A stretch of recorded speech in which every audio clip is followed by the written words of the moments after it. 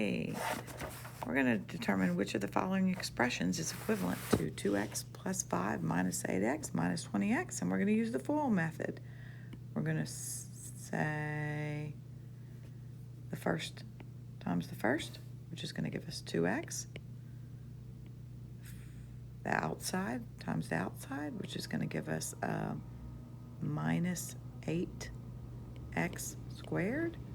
The inside, minus 5. And the last, a plus 20x. This is a negative 20. This is a positive 5, so that doesn't work. We're going to try again. We're going to end up with 2x. We're going to end up with a negative 8x squared.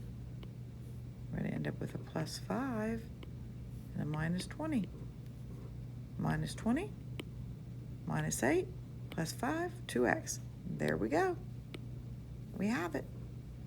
Thanks for watching. Please subscribe.